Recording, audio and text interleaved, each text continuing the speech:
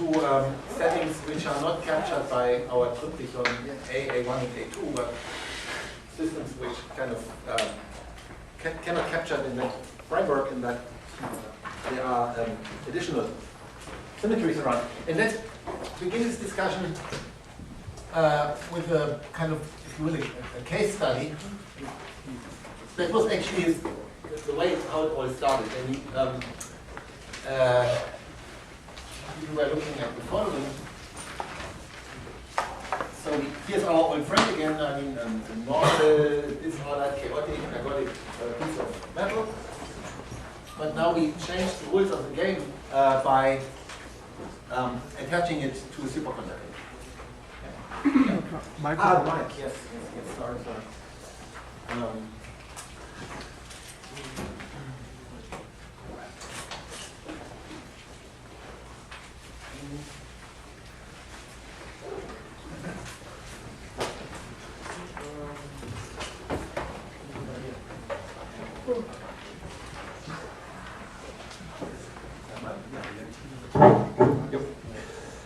So superconductor. Now, and we look at the universe from the perspective of this piece of metal. So particles inside will, kind of notice the superconductor via some boundary condition. Yeah. So this is being a superconductor. We have now to upgrade our Hamiltonian to a Markov Hamiltonian, which allows for the presence of an order parameter. That's we've seen that we can introduce a typical particle hole structure by including here a normal Hamiltonian, particle Hamiltonian. Then they tell us that we have to put here minus H transpose on any basis, and we have here an order parameter sitting. And this is the emission joint.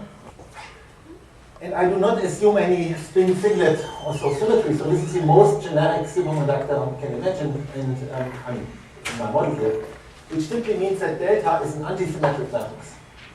There is no spin structure around here. Spin rotation symmetry could be broken. So delta has to be minus delta transpose.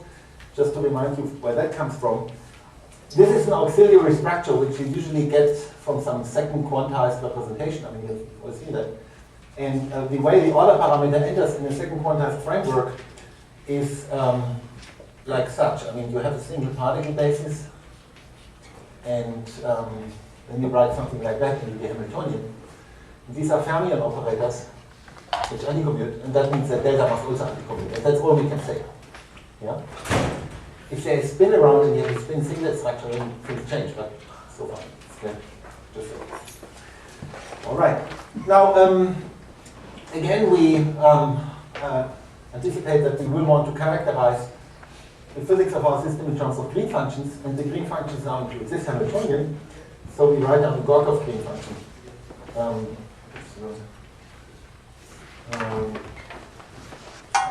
Plus minus H.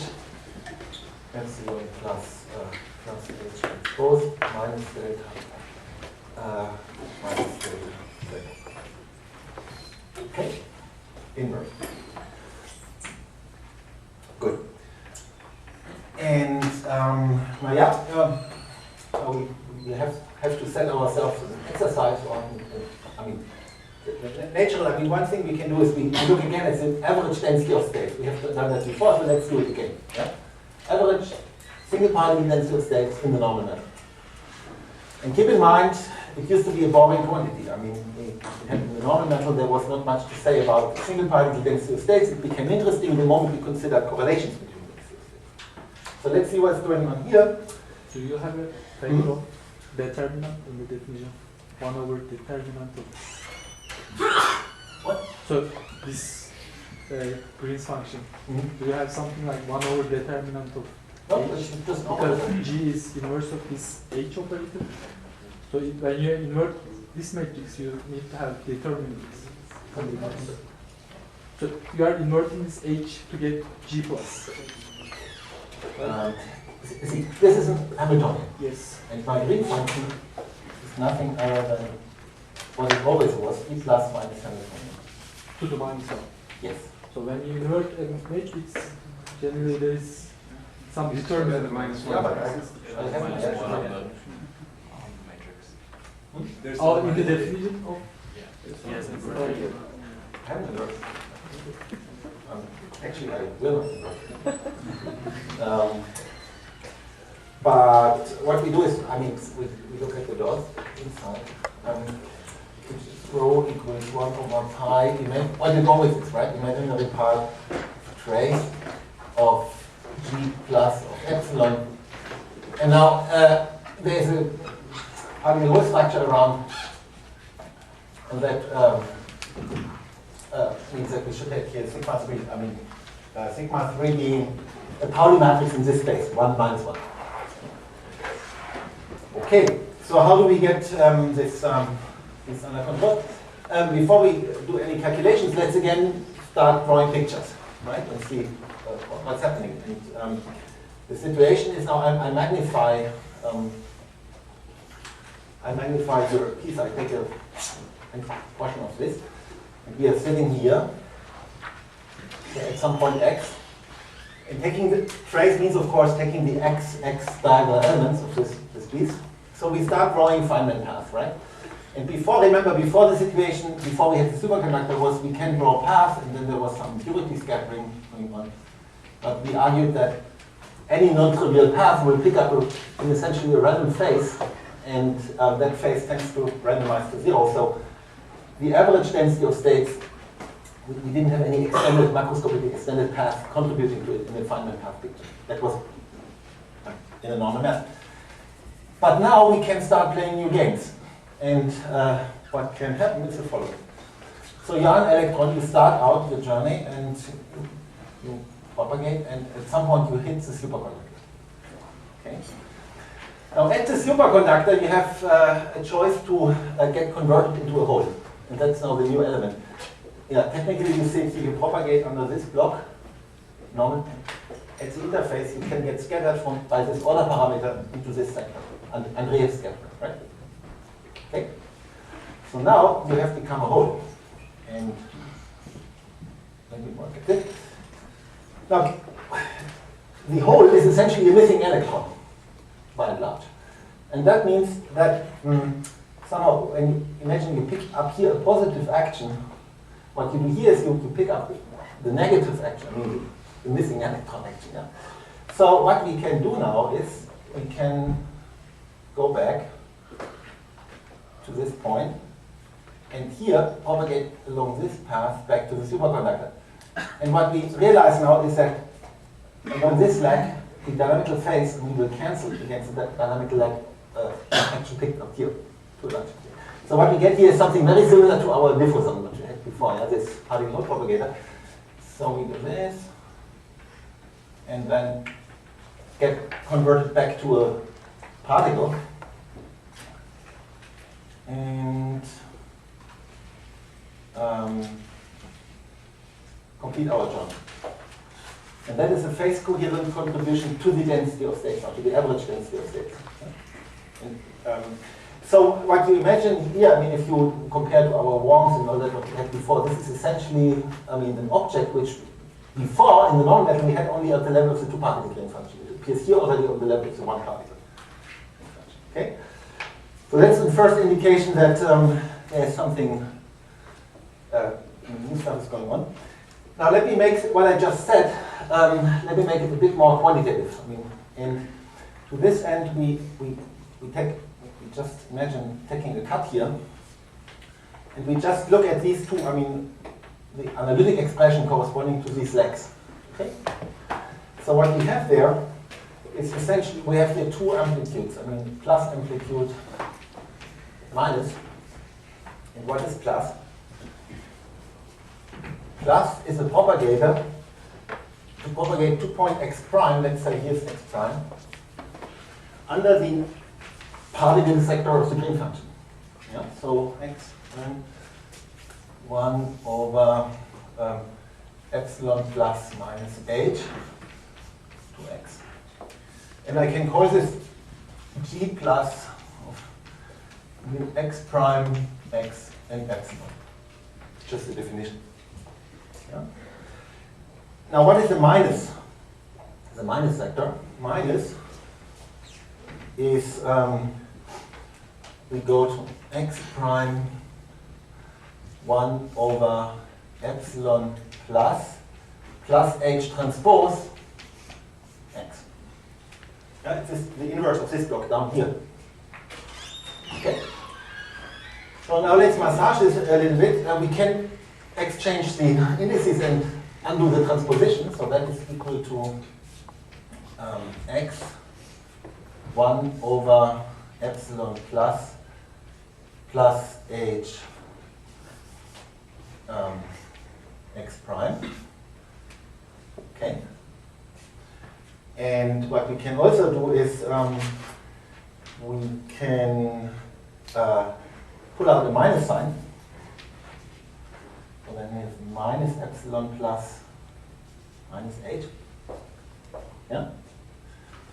And finally notice that this is equal to minus x prime 1 over minus epsilon plus I delta minus h x complex conjugate.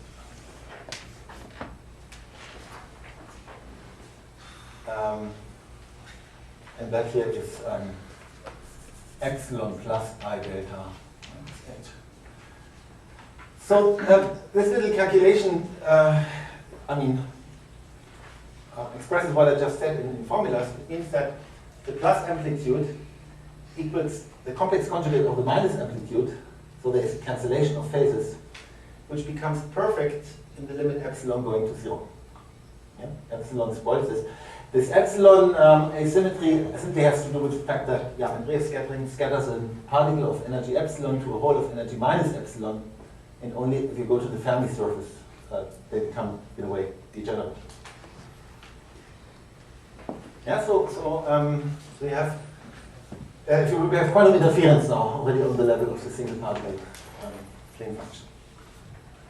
And now we can suppose we modeled this guy here, the normal matter, by a random matrix. Just one thing. Then we could start now using the same words again as before. We would argue that the product of these two amplitudes gives us something like 1 over energy difference, and there is a singularity in the limit energy difference going to 0. So we encounter phenomena similar to those discussed before, but now on the level of the single particle plane function. Yeah? What went to 0 there? Huh? What went to 0 there? No, nothing so far. I'm just saying that in the limit epsilon going to 0, they are mutually complex conjugate. And the phase cancellation gets perfect. I see, okay. So from that, we anticipate that if we now say, start playing our games, average over disorder and so on, such a propagator here will diverge as 1 over epsilon. You multiply them together. Yeah, that's what's happening here. In this lowest order perturbation theory. Yeah. Is the x prime and x are switched, or in your last expression, x prime and x are switched, or is it? It's okay, isn't it? I just use that a matrix element because the other matrix element. Yeah. If you have x operator x prime equals x prime x, and everything here is admission except for this edit. Yeah, so you have the minus sign and the complex conjugate between the plus and the minus expression? Yeah, the minus sign came, but the minus is not of much. No. Yeah, just if the phases cancel, then I thought we would have to have like plus the phase and minus the phase. We have plus the phase and minus complex conjugate. No. The minus is corresponds. Suppose you write this here as e to the I phi, yeah, the phase, and this would be here minus e to the minus I phi. The minus sign doesn't. The minus is actually it's something to do with if it helps weak localization or weak anti-localization. It's not, but yeah. Yeah. So do you have? I missed the first part. Do you have a superconductor normal on the left side, or? Yeah, I have a superconductor here and normal here. Right, so should I think of this as a just proximity, like contribution Yes, proximity? it's right. There is no stable proximity amplitude here because time reversal invariance is broken. So I will not get a proximity gap here. Because what? It's time reversal invariant. This is a time reversal non-invariant system I'm looking at. I don't have time reversal invariant. But if there was time reversal invariant, this would be the germ from which the proximity effect Right, like flows first out. I mean, proximity effect is nothing but a non-perturbative accumulation of these guys. I'm just like confused when I undo the transpose. Don't I get the complex conjugations? Because no, I don't think so. The transpose is, where is the transpose here? yeah, you That is undo- what I'm using is that say A. Okay, I mean. Let's say I have some V-dagger A, V, like V-dagger A, U, and V and U are some vectors. And then if I do the transpose, then I get the complex conjugations. No, Right. Which of those two expressions are equal to which of the two expressions below? They're all equal. Okay, same. And what I'm doing here is that this is by definition A x prime, which is A transpose x prime x, Yeah. which then equals x prime A transpose. But you have some complex numbers. Yeah, but they are invariant in the transposition. The transposition happens only in the first step. Then he's just doing definition. Okay, sort this out. I draw my next picture, which will take much longer.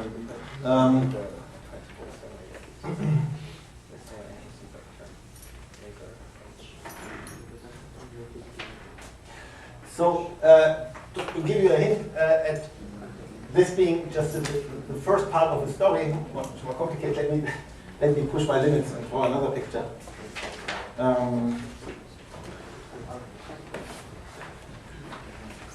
So I'm rotating the whole story 90 degrees. Here's a superconductor. And no. Like this. That.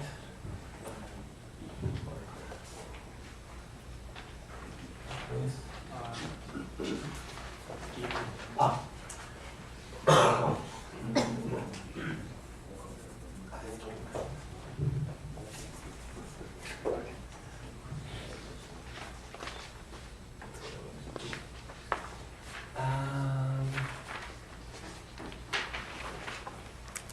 Okay. And now we can do something. We go this way. Now we become a hole. The hole does this.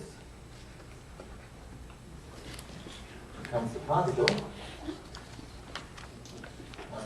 Okay.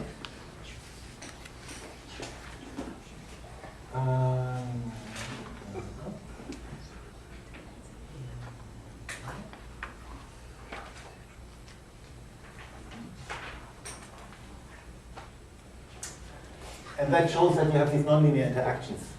It's already on the level of the single particle density states, right? We start out somewhere here. I will not draw the arrow. Propagate. Everything is phase coherent. I mean, everywhere phase cancellation. And that's similar to one of these nonlinear interactions, but now again on the level of a single particle spin function instead of two. No? Can you put the direction of arrows at least? You Do it yourself. You go in one way. Just one direction. Yeah. So last lecture you told that in this situation you're supposed to first solve the Zarel equation, find non-trivial solution. No, there is no proximity effect here. Tabulas is broken. So what? Yeah, but Zadel equation, it's like a superconductor in a magnetic field.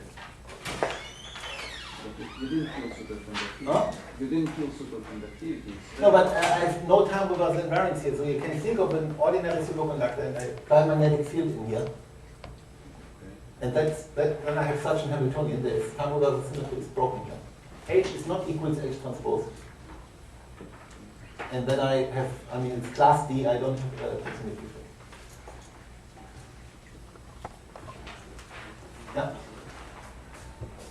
I mean, really, yeah. I mean, maybe a related question. So what I don't understand is, why do you need to, like, for the first part, before Yeah. you want, why do you need this more complicated structure? Why not ask the question, I'm inside superconductor, here's my Green function, and I'm just gonna compute inside, why do I need I don't want to have a quasi-particle gap around. I see. So Alex's question is about this. If I have time reversal invariance present, notice here, now I'm getting back to your arrows. The arrows are all in one direction here. Yeah. If time reversal invariance is present, then H equals H transpose, and then I get the following structure. I propagate here, and I propagate the same way back. And suppose here is another superconductor, I mean, just for artistic purposes, and my first contribution will be this. And same path back. And that gives you a much higher amplitude. And now you can start building up here, I mean, weak localization type corrections, and if you sum them up, then they give you a solid gap. And you do not, but not in the symmetry chart. So the only role of superconductor is to kill U1, to kill charge conservation. Yeah. No, well, But you're doing it at the boundaries. yes. I mean, the essential. This is the essential story. I mean, this is the one and only thing that's important. You have the superconductor Green function that is undecided. It cannot make up its mind. It's a retarded and an advanced Green function at the same time, and they're Right, but in the picture that you draw is not that Green function. In the picture you draw, delta is a function of x. no, data is a boundary operator. Okay, so it's only sitting there. Yeah, That's what I mean, it's a theta function of the function of x, let's say. But somehow you're saying that doesn't, okay, when you perturb, when you expand in delta, that's what you, Yeah, I mean, look, this is only for, if you want pedagogical purposes. I want to show you that there's something going on. I'm not doing any calculation here. Yeah. Good. So what are the take-home messages from here? We have quantum interference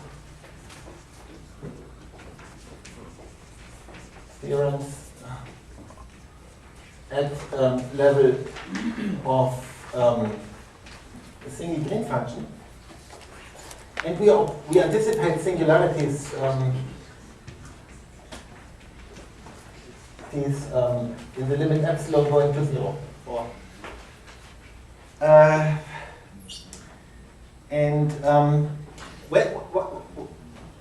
Why do we have to have these singularities? I mean, remember in our earlier discussion of random matrix theory, these singularities had something to do with level repulsion, or they were the precursors of level repulsion in the spectrum, right?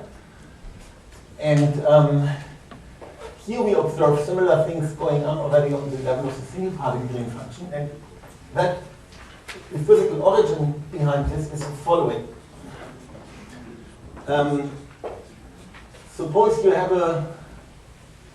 look at the spectrum of a superconductor. So here's the Fermi level if you want. And here we have our epsilon. Okay? Now the spectrum of a superconductor is particle hole symmetric. It's inversion symmetric around this point. And at the same time, this is a random spectrum, so we expect something like level repulsion out here, but everything is symmetric with respect to 0, right? Now the moment a level starts to get down to 0, so limit epsilon to 0, its mirror will come from the other side and they see each other. And typically they will repel, sometimes even attract. And so if you now average over this, you have to have level repulsion already on the level of the single particle Green function, unlike in an ordinary metallic spectrum where there is no preferred mirror point. Yeah?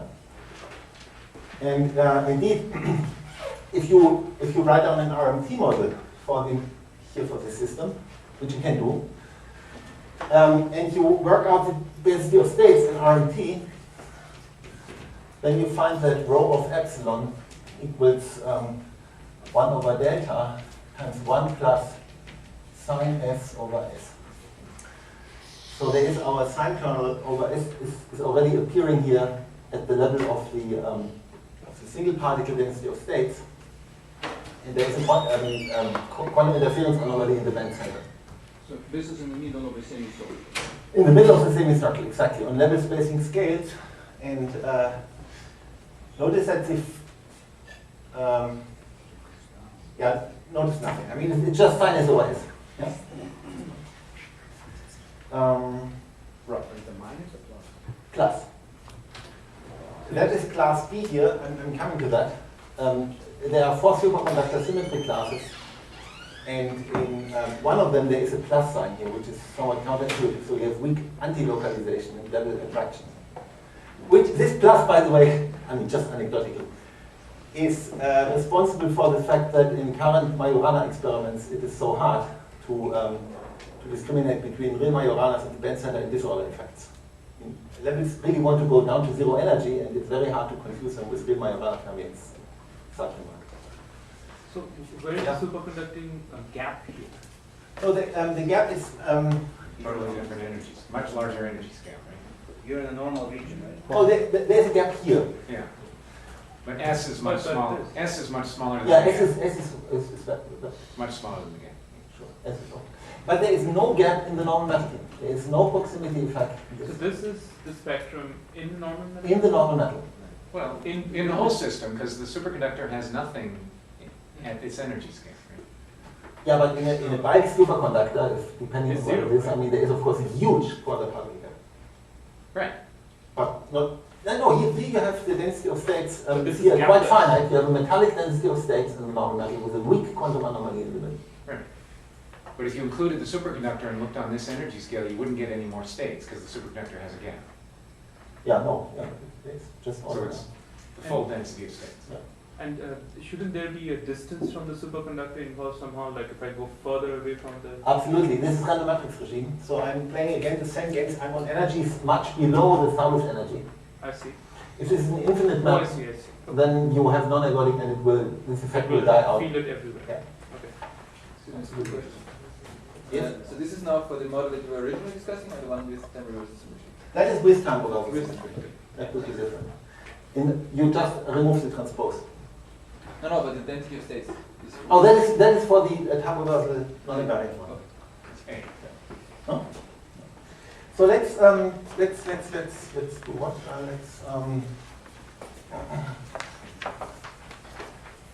All this suggests that there's symmetry-wise something going on. I mean, something beyond what we've been doing so far. So let's take a brief look at the system from the perspective of the first of our 5 lectures, where we discussed anti-unitary symmetries and that, and observe the following.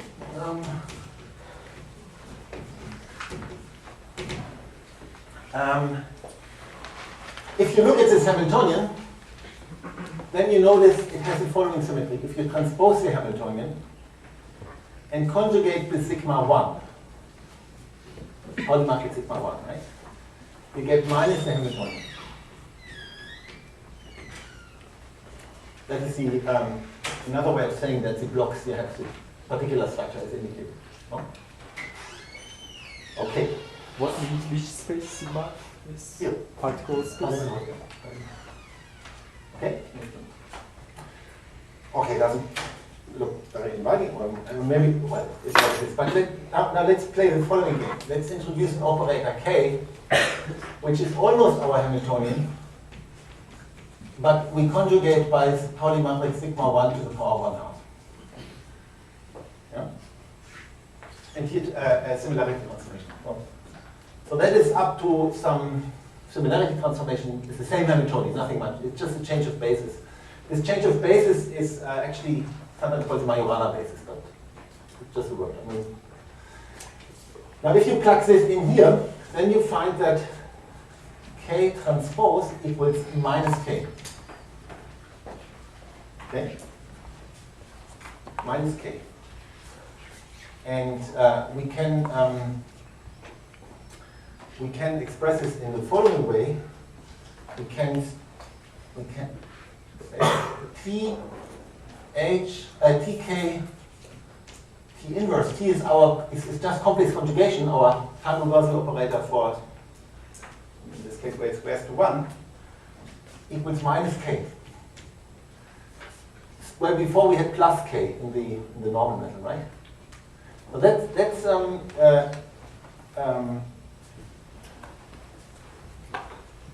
us that anti-unitary symmetries in real life systems sometimes do not leave the Hamiltonian invalid, but they, in fact, they change the sign. How did you get that? This here? Oh, from there.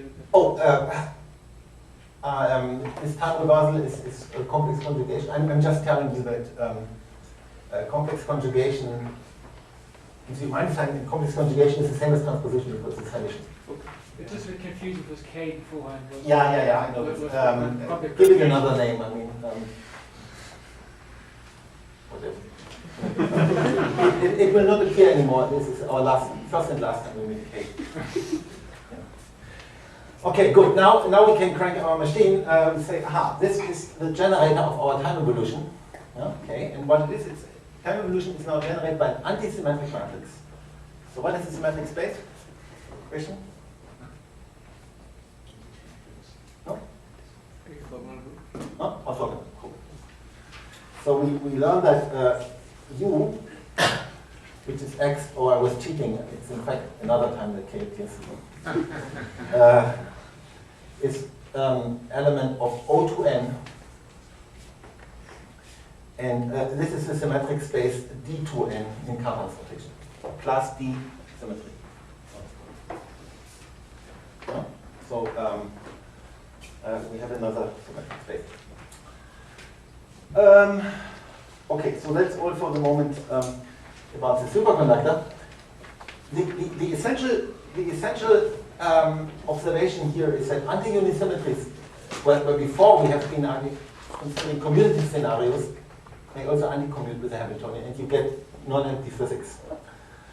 And that now immediately leads to the tenfold classification. Because So what's this D2? So the U is in the orthogonal, is an element of the orthogonal group, and then D2 is D2n is in the Cartan notation. D2n is a rank 2n orthogonal group.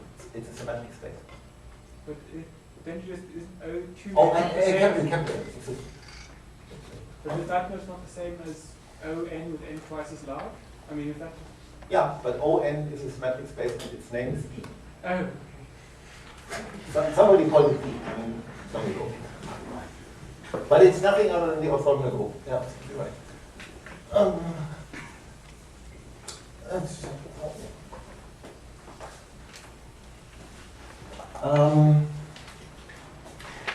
So you have two different ways now of classifying symmetries, and going beyond this is referred to. There is the intellectually appealing way, and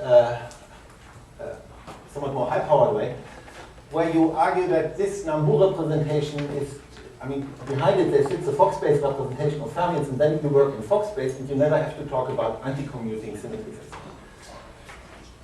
That's one way. I'm presenting to you the more pedestrian, in a way,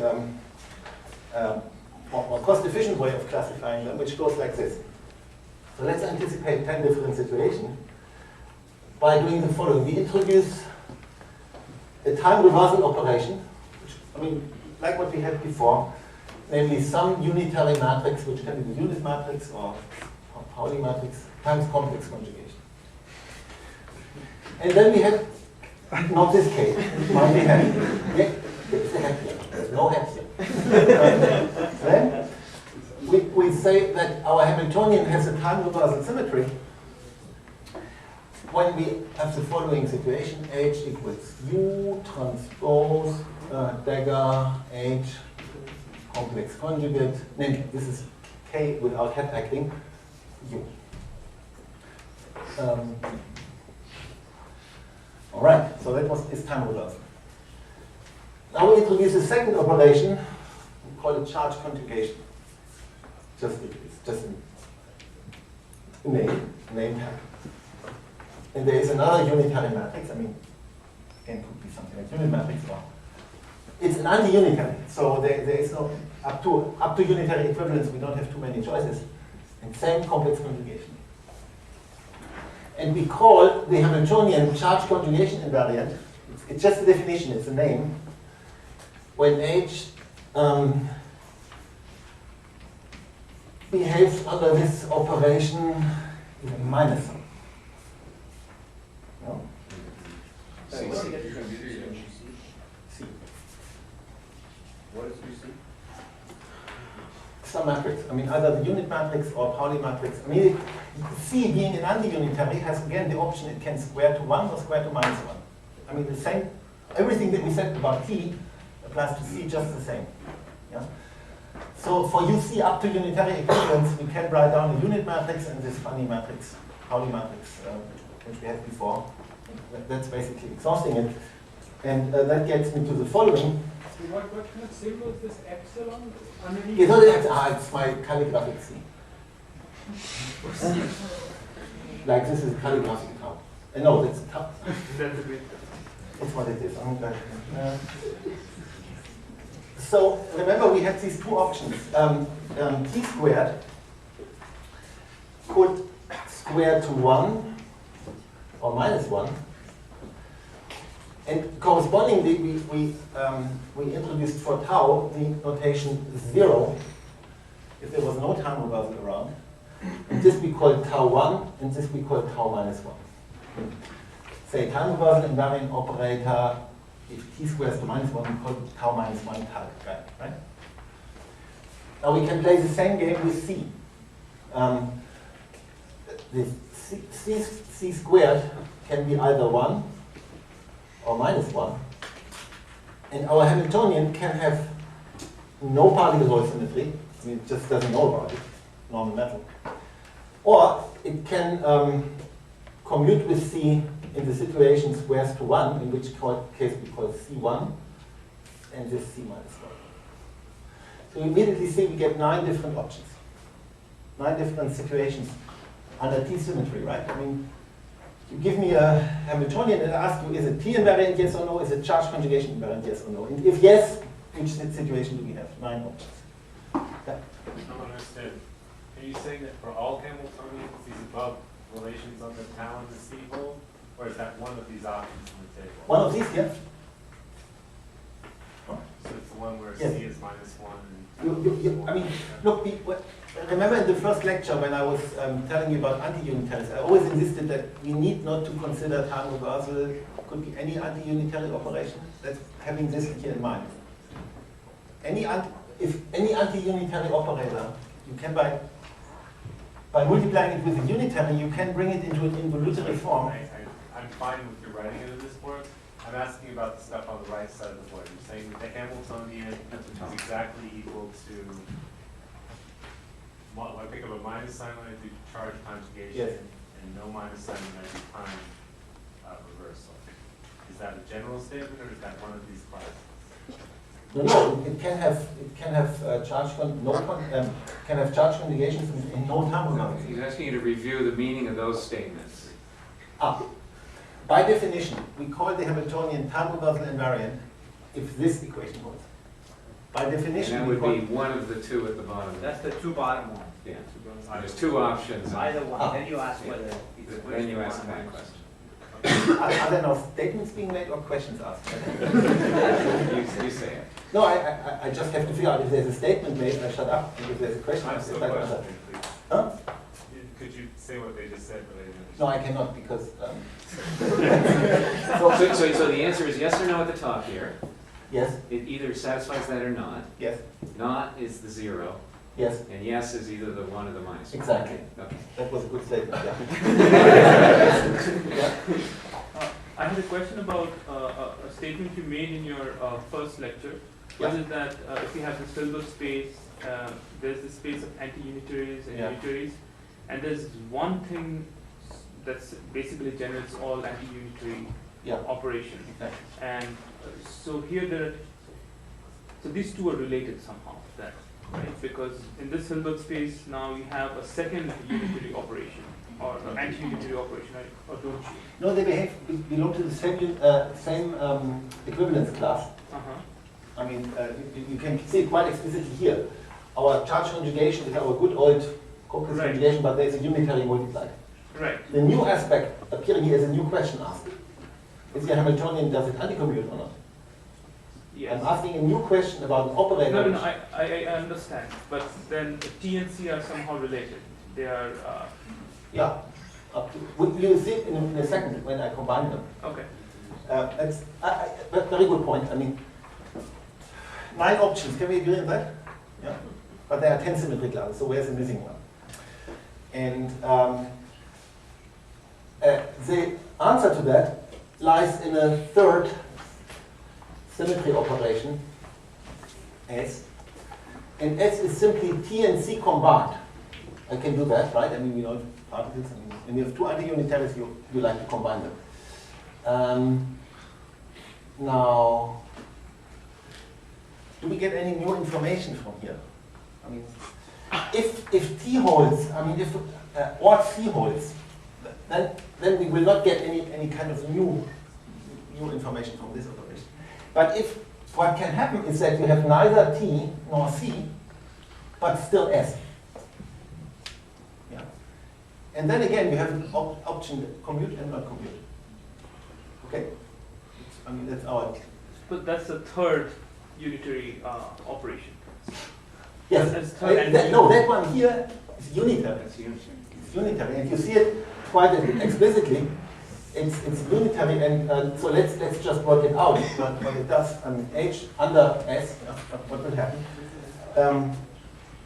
So it transforms to, I don't know, I mean, S and T, tau applied to H. So let's first do tau. Then we get, that's tau, U transpose, dagger, H, complex conjugate, U transpose. And then we apply S to the whole package. Why S and C? C. Yeah. So we apply C to this entire thing. And well, we have C, it's this here. So we get a minus sign, U, C, dagger. Oops. U, C, dagger. And now we have to take the transpose of this here. Like here, yeah. Or complex conjugate, same thing. So U, T transpose, H, the same H star complex conjugate, U, T complex conjugate, U, C.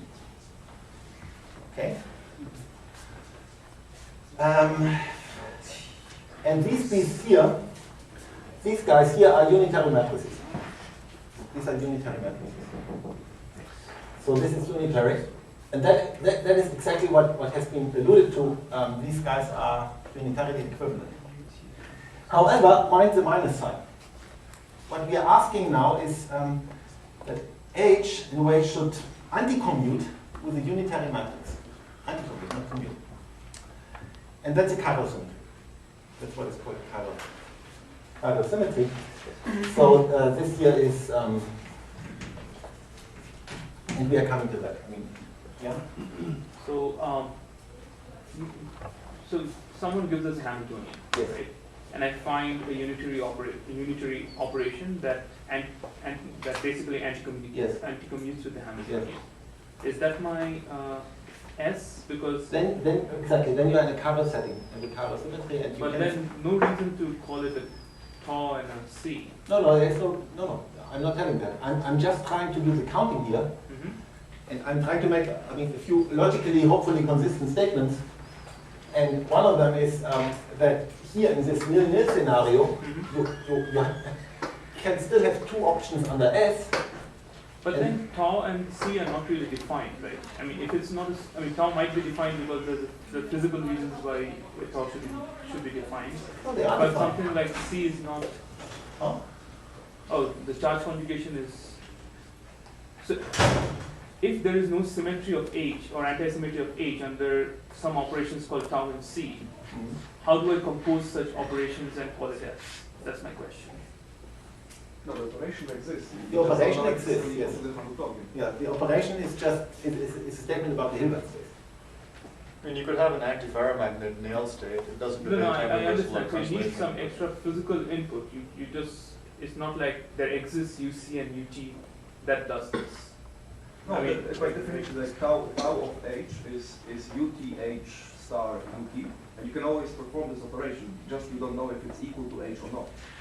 And in this case, it's not equal to h, but you can still perform it and perform C, and then see if this result was Then like how two would operations. C be defined?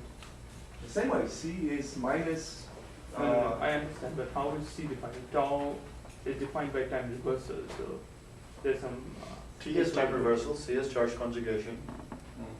You could have a Hamiltonian which is not invariant under either alone, but it is invariant under both. Okay. It's not really invariant, it gives you -1. The interesting thing to watch out for. I mean, what is interesting here? This ut and uc are whatever. Very interesting is this minus sign. And in the combined operation, I asked for a Hamiltonian. I mean, that makes its way down to this minus sign, and then we have a Hamiltonian anticommutative with something that is unitary, and that definitely gives us a new structure. Yeah. Yeah, we have shown that for the up there you will find S as tau times C, and the down there you will find the C times C. Yeah, right. No, yes. Let's define the other way around. Yeah, Leo. The right board is clear to me. What's the relation between the center board and the right board? What's written on the center board and what's written on the right? This board, right. That So, board? right. So, you, for example, the last statement you make is TKT Yes. minus K. Yeah, that is okay. That is a C invariant statement. That's the C invariant? Yes, C invariant. I mean, H equals unitary matrix transpose another unitary matrix. So you're saying at the level of K, you just mean anticommutative. In the level of K, I mean, here our K, think of it as H, and our UC in this case is a unit matrix. I've conjugated it away, and in this case I'm asking for anticommutativeness. So T doesn't mean time reversal, it just means anti-unitary operator. Yes. It's right, complex conjugation. I went to a representation where my T squares to 1, and I'm anticommutative, so I have a particular type of charge conjugation symmetry. And no time reversal symmetry. No time. So we are here in this case, we are here. Yeah, that is class D. Yeah. At the first lecture you said that if we have a unitary class, right, and we have only one anti-unitary member, we can get all the anti-unitaries, right? Yeah. So C and T are both anti-unitary. Yes. That means I can find a unitary transformation act to it's here, yeah. one of them. I can take, let's say, T and a unitary transformation and define C using it? Yes, absolutely. But only these operators. The question, the essential point is here I'm asking, are you invariant? Yeah. Or are you? No, absolutely right. Yes. What is the smallest Hilbert space that I need to realize all of these?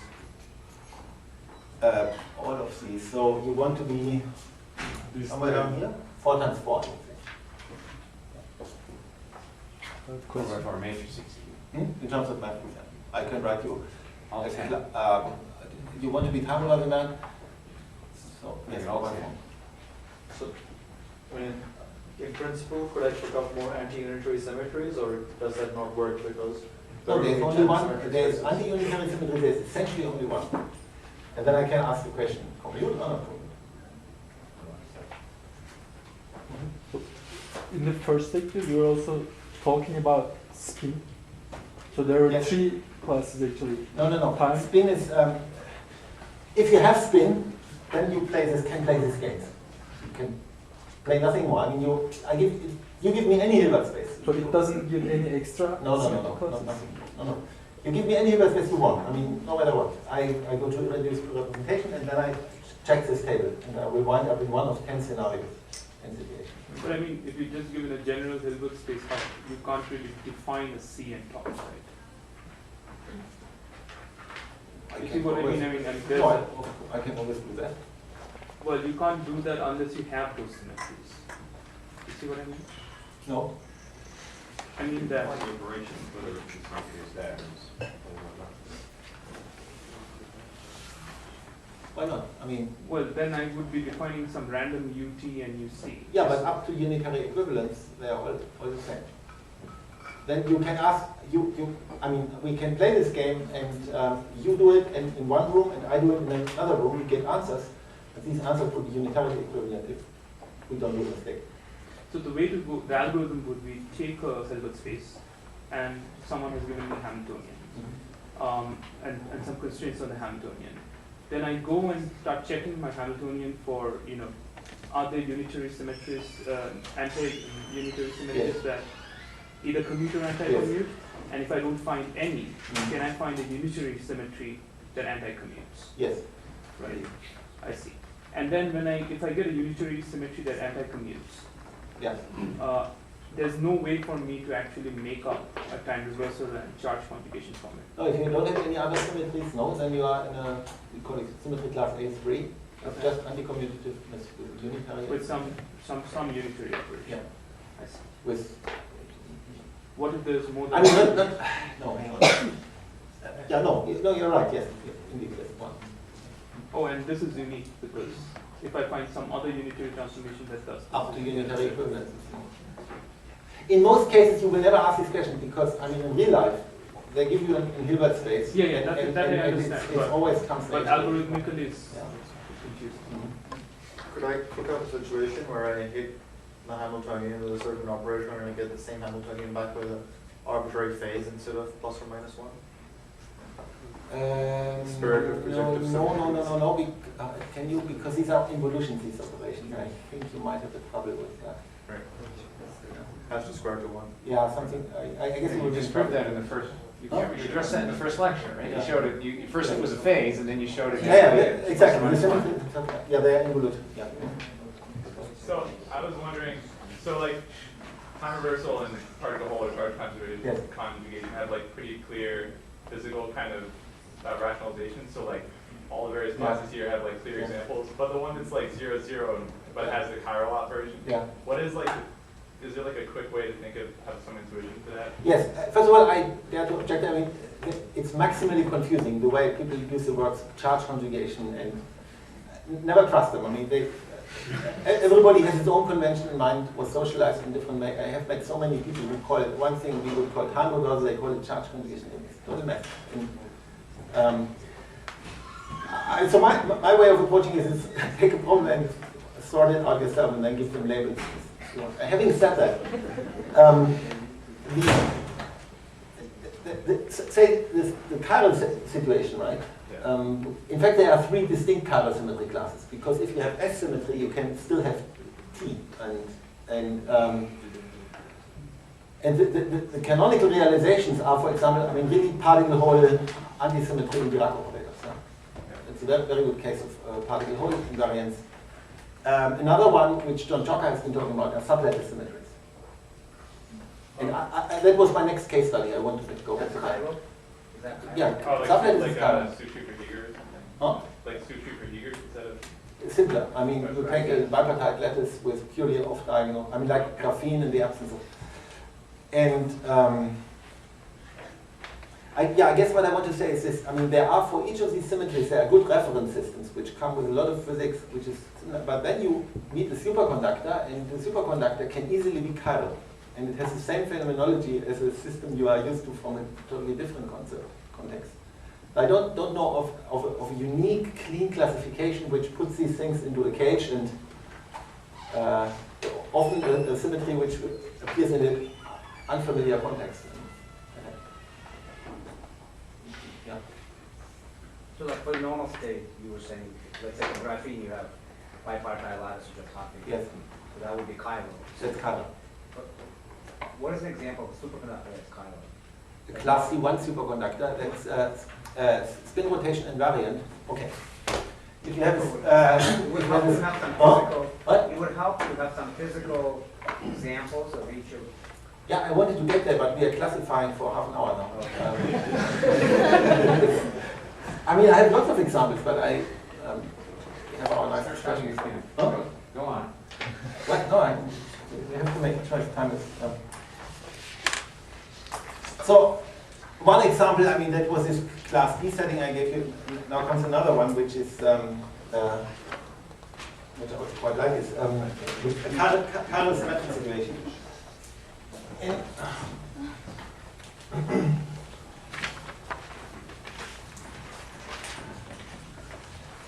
So now I want to show you how chiral symmetry appears in a very mundane context, I mean the simplest system you can imagine, and at the same time reflects phenomenology which we are familiar to from particle physics. Yeah? So particle physics is also quintessentially chiral symmetric in massless limits. And that's another case study.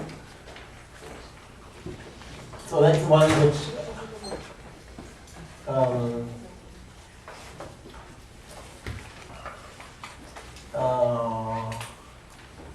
I think John has talked about it, right? Sublattice system. So what we consider is a bipartite lattice. So a lattice that can be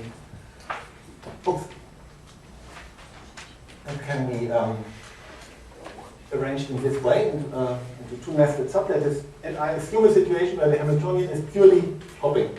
I mean, there is no on-site matrix elements, in which case the Hamiltonian can be written as x dagger in a sublattice decomposition.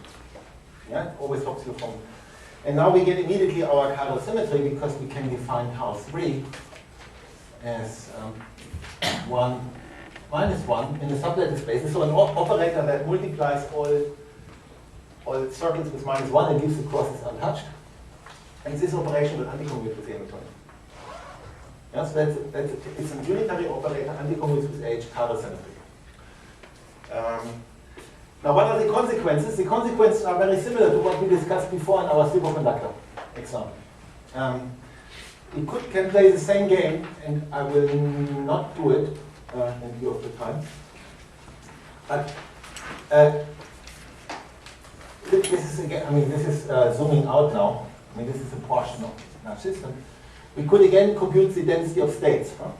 And then we observe that if we propagate in our system and decide to propagate back along the same path, the two phases cancel out against each other.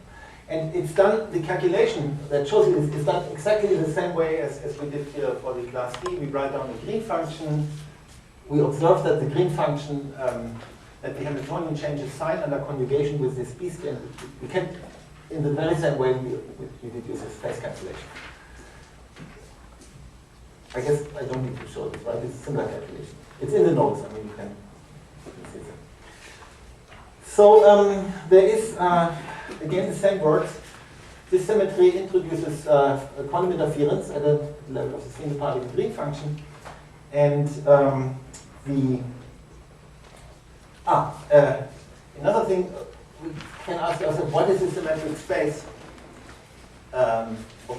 generated by this Hamiltonian? Any suggestion? We've seen it before. You have to divide it by 2u and... Just look at the Hamiltonian. And now in the time evolution, e to the IH, what symmetric space would be generated?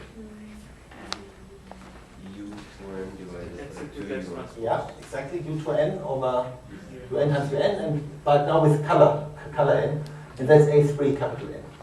Before we had, this morning, we had A3 flavor. This is now A3 color. So that is here symmetry class A3.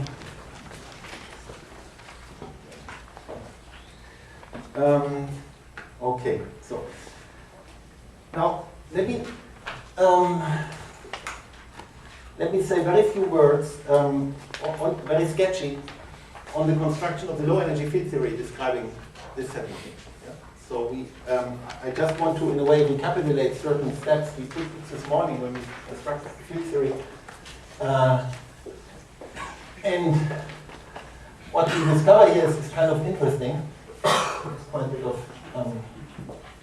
structure we can get without much technicality. So suppose we take this Hamiltonian and now we play our games. We write down the Gaussian integral, psi, bar, Hamiltonian psi, and so on, and then start evaluating. What kind of structure will we get?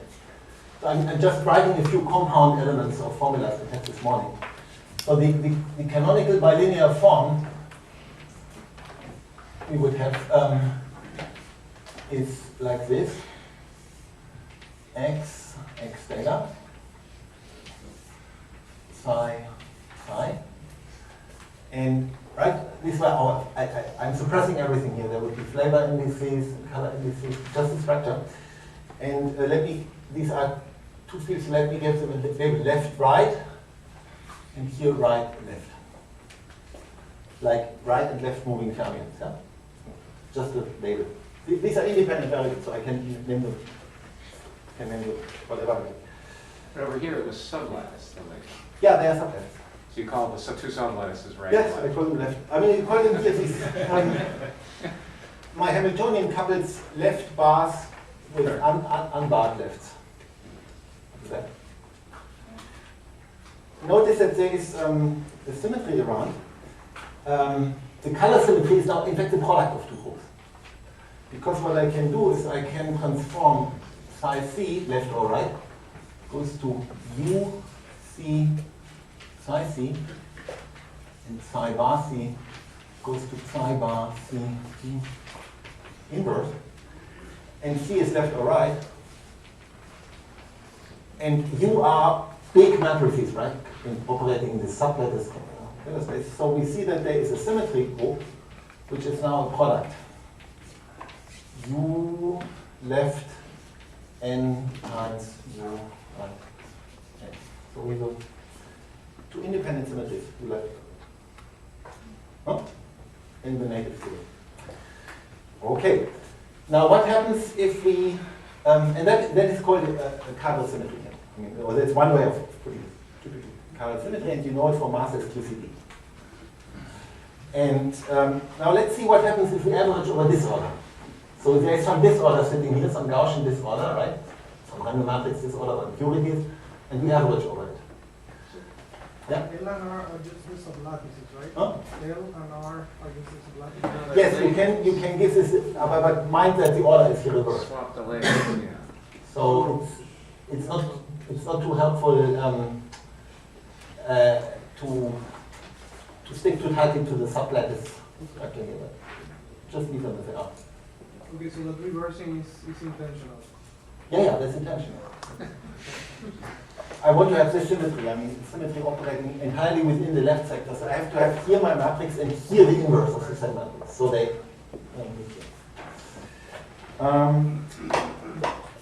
Now, if we do a disorder average,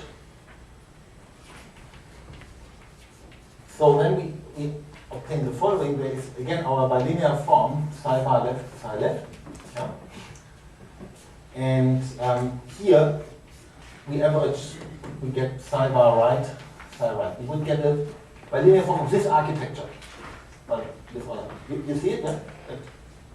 There's some randomness sitting here in the left sector, and then I correlate it with complex conjugate randomness here, so I generate such a bilinear form on the average. Now we play our game again. We bring our fermions to this side. Huh? So we rearrange.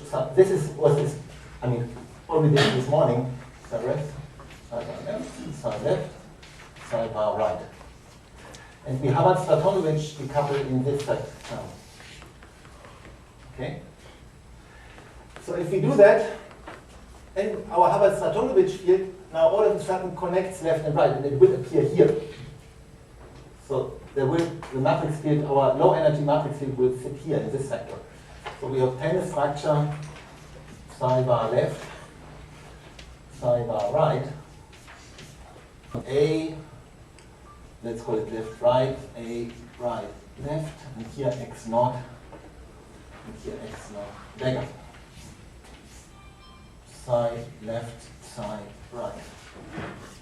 Oh, psi right, left. Okay.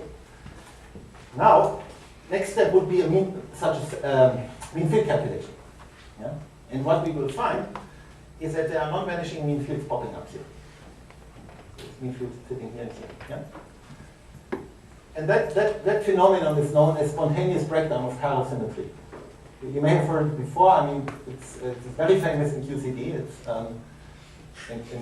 at large length scales, QCD spontaneously breaks the product Carvel symmetry down to a single copy of the Q. But it's also been discussed in connection with graphenes. And graphenes subject to strong interactions, prone to do that, and disordered systems do it all the time. You get it? I mean that, so on the mean field level, this symmetry is spontaneously broken. We had it here, but on the mean field level it gets broken. So if we have now this mean field sitting here, so what kind of disorder is this now? Any disorder. But there's probably no on-site disorder because that would break. No on-site disorder. That would break it explicitly. So this is hopping disorder. This is hopping disorder. Hopping disorder spontaneously breaks the chiral symmetry on the mean field level. It's gone. So in the context of graphene, this is just saying you don't independently conserve value k and k prime numbers. You just conserve overall charge. No, it's more than that. It's more than that. It's in graphene. It has been first of all in graphene it has been discussed in connection with real interactions, and no, the point is that you don't need to hop between the. You don't need to introduce this order that explicitly breaks the symmetry to break it on the mean field level. Is that then a threshold effect? Or is it arbitrarily weak disorder? Very good point. The moment your disorder generates you such an imaginary self-energy, like we had, it's there. For real interactions, electron-electron, you have to go to strong interactions and you talk about fine structure, for instance. For disorder, it's there. Right. So the symmetry gets broken, and if you ask yourself what survives here of the symmetry, the symmetry transformations now are reduced to u left equals u right equals u. So we get from a product symmetry to a single symmetry. Yeah. Okay. So to throw maybe an analogy to you, which just for entertainment purposes. One context I mentioned where this appears is QCD, where say you have in chromodynamic context you have quarks, left and right moving quarks, and they have two indices, the color index, quark color, and flavor index. And they interact with a gauge field, right? With a color gauge field, which is, in a sense, plays the role of our disorder. Now, at large length scales, there is a QCD phase transition, and they strongly bind to composites, which are color singlets. To color white objects, which, however, still have their flavor structure, right? And this happens when a so-called quark condensate appears. QQR is not looking zero. That's signature of the chiral phase transition in QCD is the appearance of such a condensate, which is none other than this subquantity. Now these composites, which in our context would be here will be our Goldstone soft mode, we see in a second. In QCD they are mesons. So there's quark-antiquark pairs, color neutral, white, but flavor structure is around. So that's where this nomenclature, color flavor, we have been playing with. Came from. You can forget this, what I just said. It's just an anecdotal side remark. I'm very briefly. I have not a question. If this, so suppose we go back to something like graphene with no interactions, then each individual disorder realization is going to obey this chiral symmetry. Yes. And so the phenomenology of an individual system should be chiral symmetric, but somehow if we average it and get the mean field, it's broken. Yes. And then we get a Goldstone mode, and this Goldstone mode reflects the propagation of particle and retarded advanced particles bound together by this disorder. But any individual system will not have this Goldstone mode? Because any individual system will still... That is a very good point. When you say every individual, what you're asking is an individual system self-evolution or not. Now, as long as you talk about generic paths in this finite path picture, and don't worry about these random phases. You say I'm one system and I consider all my complicated phases, the symmetry is not broken. But in fact, the fact is that effectively, in an individual system, only these paths propagating along the same trajectory survive. I mean, in this sense, that would get us into the field theory of quantum chaos now. Constructing these theories for given realizations. I'd rather not touch this point. But the poorest answer is for a given realization, no. Yeah. In mesoscopic samples, as you dial up the size, can you actually see a transition between self-averaging and not? With a very small sample, is it still So not, I mean, mesoscopic systems are never in a strict sense self-averaging. It's always large fluctuations. So as you dial up the size, can you see a transition from something which looks like it's pretty much self-average, like it's not very good at self-averaging, to something which is a lot better? Well, no transition, I don't think of it. Crossover. Crossover. Now asking me whether it has to be. I'm asking, no, can you observe this crossover between bad and good self-averaging? Numerically, you could probably see something like that. I mean, but I'm not aware. No, I guess I'm not ready to give a halfway intelligent answer.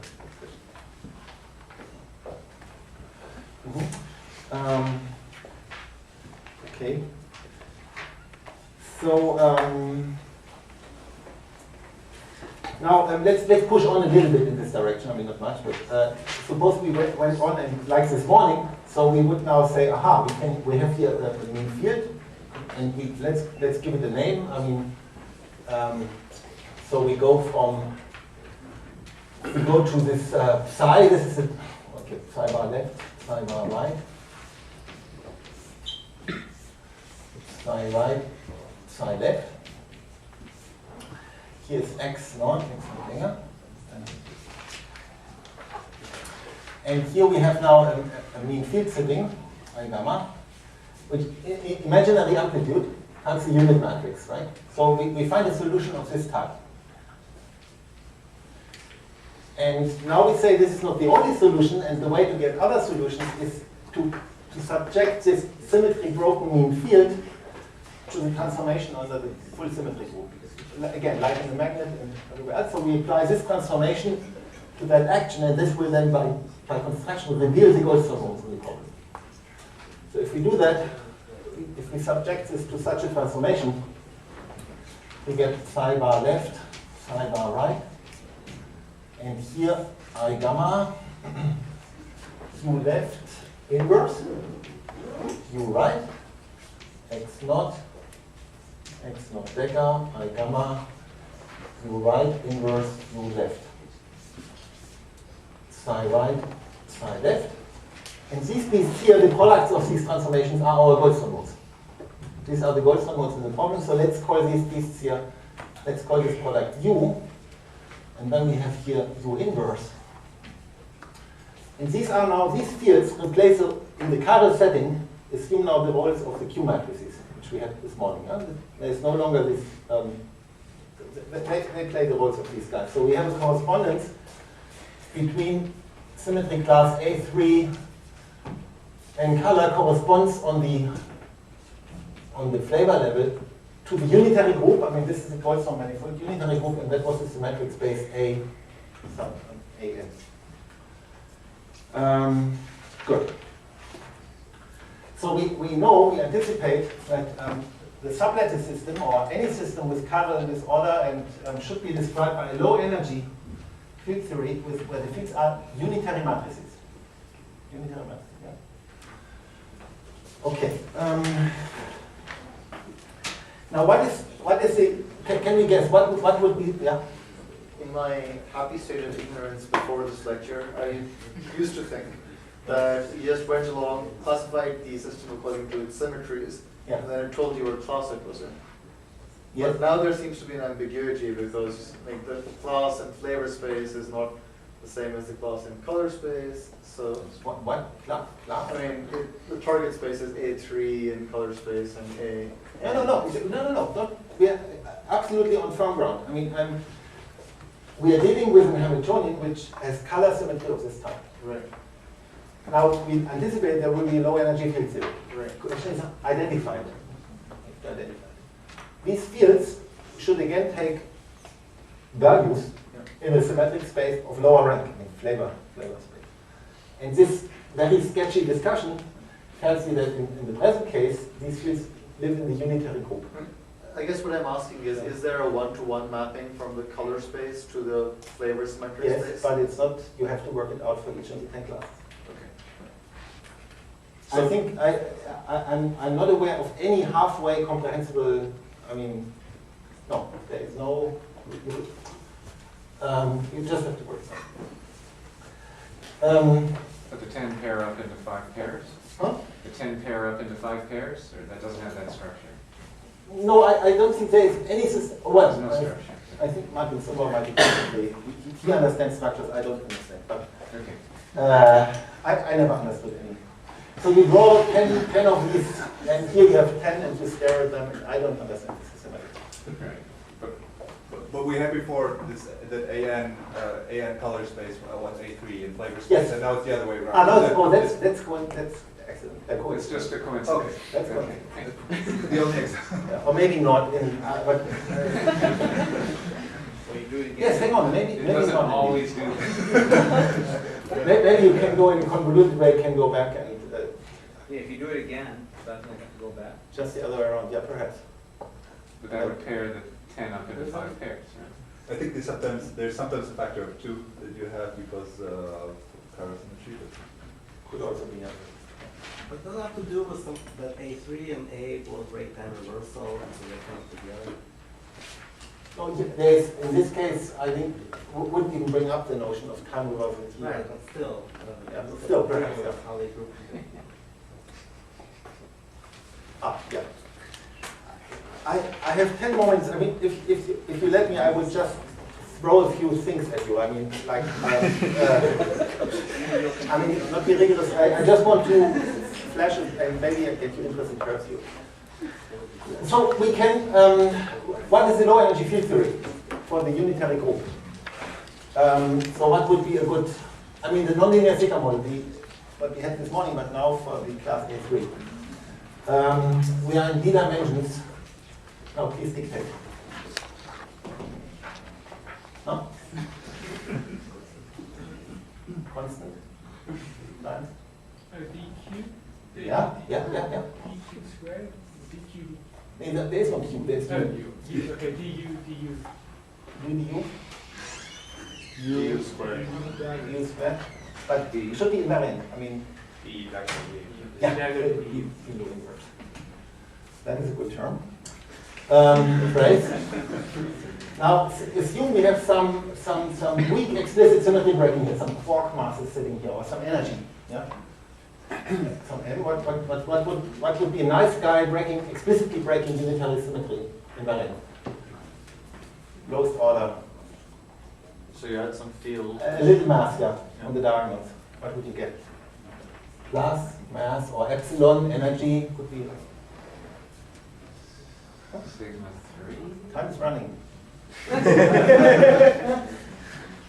No, there is no sigma 3. No, you pick a particular matrix in the space that the unitaries operate on. Yeah, I'm adding now here explicitly symmetry breaking term. And I want to know what after expansion to lowest order, what do I get? U times U.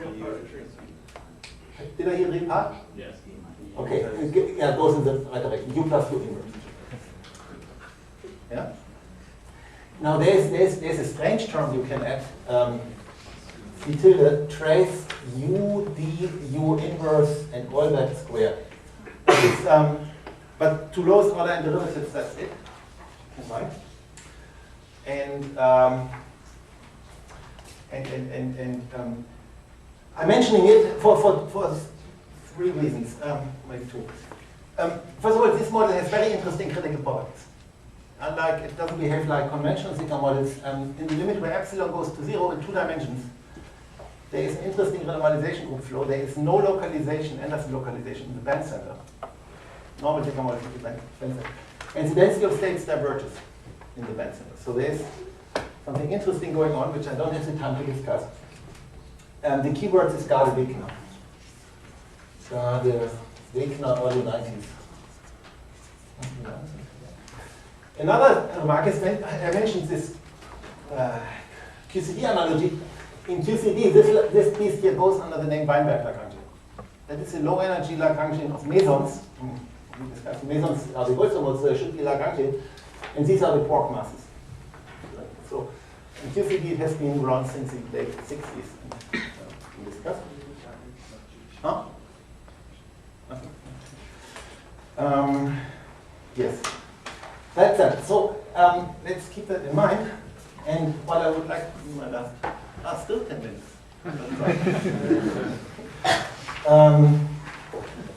Now I would like to confront you with another A3 symmetric system, which is very interesting because it is a platform of many theories that are under active discussion currently, and that's the two-dimensional Dirac operator. So what you can do is look at another Hamiltonian, Dirac. And now we get much better reasons for calling them left and right movers, because that's what they are, left and right moving bifermions. And so I have something like Py, P dot Px minus I Py, or another way of writing with P, what would I call them, I sigma I. Yeah? It's a clean Dirac operator. It's a three. Sit here on the diagonals, or if these are the same, or random mass, this order here minus this order there, or it couples here. If it couples here, then we go from H, then we obtain a Hamiltonian which has this structure, P minus A, and here dagger minus A dagger. So that is our disorder. It respects now the chiral symmetry and it couples like a vector potential. Yeah? So that is P I minus AI sigma I.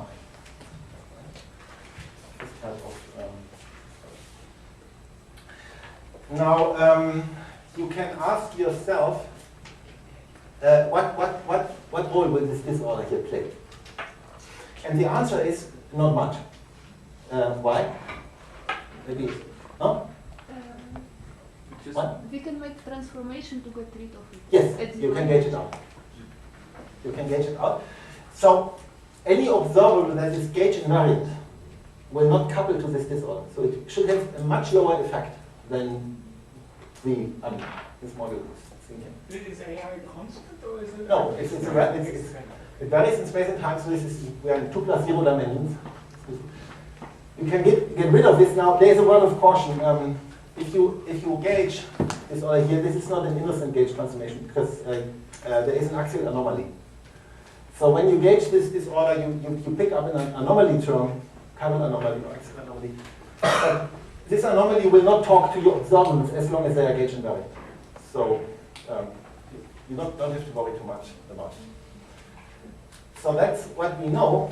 Is it the same being able to gauge away as in 1 plus 1 dimensional? Yes, exactly. Yeah, when you do a functional bosonization, for example, you play this game. And you could instead talk about the 1 plus 1 dimensional interacting fermions, and you would have the same type of situation. Now let's forget that we can gauge it out and play our games. I mean, average, and so on, and we will run into very similar situations. We would have the symmetry breaking, we get our Goldstone modes, and then we would suspect we wind up here with this action. Oh, that was the lowest order action I was writing. And we would conclude that the disorder has a massive effect. So something is wrong. Any ideas what is wrong?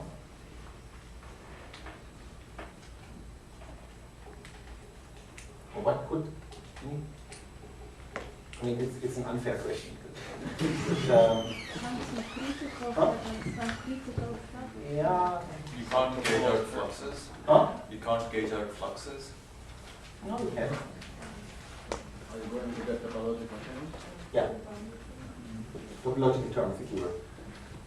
So there is, I said it's an unfair question, but this Hamiltonian here, there is another symmetry, a unitary symmetry, which is broken by this Hamiltonian, and that's reflection symmetry, space reflection.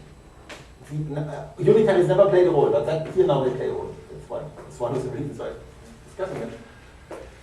So, I mean, on average, px to minus qx and py stays the same, or something like that, is does not leave this Hamiltonian invariant. In this action here, this action is symmetric under these transformations. I mean, space reflection. Huh? Yeah, but you can't have just this Hamiltonian, right? It has a partner, which is the other valley. And oh yeah, no, that's just one valley.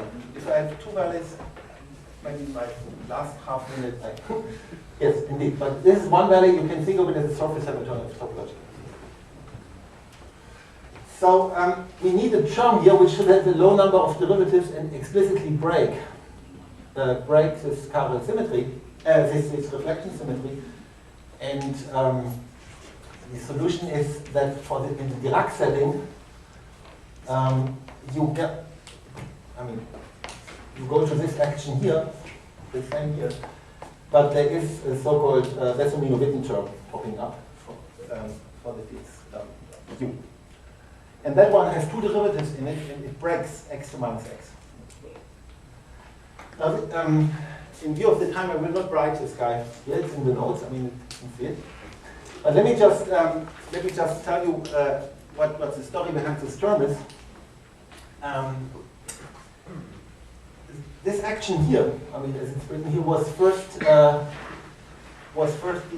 derived by or introduced by Witten in 1984 in the famous paper Non-Abelian Bosonization in 2 dimensions. So what Witten did, Witten looked at this operator here, I mean fermion operator, and you can think of it as 2 plus 0 dimensional operator or as 1 plus 1 dimensional fermions. Yeah? So we have 1 plus 1 dimensional fermions, but he was interested in a situation with several flavors. He didn't talk about this order. And he then showed that this fermion has a representation, a bosonic representation, much like what Thierry discussed with you, but in non-abelian version thereof. And the action of this this non-abelian action, which is an analog of the abelian bosonized action, was this one here plus this, that one not, with a very particular term here, value 1 over 16 pi or something like that. And what he then showed is that this term plus that term is a conformally invariant package. So that's a conformally invariant theory. In fact, it's a free Dirac fermion. It has to be conformally invariant. But the conformal invariance here is very, very subtle. I mean, you do not get it for free. I mean, you have to work. Now, once you have this conformal invariant platform, you can show that if you now add this order, this constant here normalizes, and that one did, but these are marginal perturbations, so the theory doesn't care about this order, essentially. So the take-home message is that this was just an example, that symmetry classes is not all. There is, on top of this symmetry business, topology can sneak into the game. I mean, the Wessel-Witten term is a topological term. And this topology can be a massive intruder, can change everything at low energy. So that we have the same symmetry class, but two fundamentally different actions. That happens. Yeah? Was this action with the Wessel-Witten term solved, or? No, only RT. You can show that there is an infrared stable normalization fixed point. I think possibly one loop order. And there's something slightly better, but I forgot what it was. But yeah. So I have a very stupid question. So this Hamiltonian is momentum dependent? Well, it's what it is. It's derivative. I mean, yes. Yeah. And so when you disorder average, yeah, you have sum over all momentums, or integrate over momentums. It's just a back. I mean, it's as in a Schrödinger operator. There is a momentum operator and a disorder operator. There is a momentum as a quantum number, and I have to sum over all momentums. You have to take the derivative. So, it's a derivative. Yes, it is. But in momentum basis, it's a quantum number, and I have to sum over all. No. This order massively breaks. disorder breaks this conservation of momentum. Okay. And but if that was the question, you're right that this is a trivial theory in the fermionic language without disorder, and it's very non-trivial in the bosonized language. So when you will not go to the bosonized language unless you have very good reasons to do that. But this is conformally invariant, and it's manifestly conformally invariant, and this one is also non-manifestly conformally invariant. Leo? So for the same symmetry class, do you have many or more than one theories, depending on what topological number in front of topological term is? It's yeah, more or less. I mean, you always have terms which, quote unquote, are metric dependent. I mean, like such gradient terms. And then on top of that, you may or may not have topological terms. But can you have two physical systems? One has topological term and the other one does not, or? Yeah, I showed you the sublattice system does not have a topological term, and the Dirac operator, which is in the same symmetry class, does have one. Say it again? The sublattice system and the Dirac operator are both in the Carrel symmetry class A3. Oh, I see. And one has a Bersomino term, the other one doesn't. And that's the only difference. I see. So they behave very differently. Yeah, absolutely different. Even if there's universal limit and all that. Yeah. I see. But it's not like, okay, but it's either have it or not have it. It's not like there's different thetas that sit in front of topological. No. That one has it and the other one doesn't. Because the topological term breaks symmetries, unitary symmetries, which the sublattice system has, and that pulls it out. Yeah, maybe can I finish a comment? John Jock also already mentioned that there are no derivative corrections to the conductance in this kind of class. So if anybody's interested, we have some recent progress on that. So we know where the localization to this comes from, and there's also numericals for that. That's with Pasha Ostrowski. Yeah. This Costa-Lizardo. Yeah, very nice paper. I recommend read it. Yeah. In these two theories, one with this term and one without, are the spectral statistics different? Will those things? What different? Will the spectral statistics be different? Spectral statistics. Now, spectral statistics. I mean, so far we discussed spectral statistics in zero-dimensional limits, where they collapse to the same. And yes, they are. They are. Yes. Even though the unitary time evolution manifold. Those Yeah. There's additional modes you have here. Okay. Now maybe my time is up. I know, but there was a mentioning of two subvalleys, right? So this is precisely an example of what we had in the first lecture. When you say, and you have two graphene valleys, something like that. So here you have K and here K prime, right? And then here you have a little Dirac operator, and here you have a Dirac operator. And then you have again the situation we discussed. I mean, you have, if they are not coupled, then symmetries like time reversal in this reflection symmetry, in fact, get you from one island to the other. So you get the copy, the Bersomino theory here, and another Bersomino theory here, and they are enslaved. If you add now here something that scatters you from one to one, you break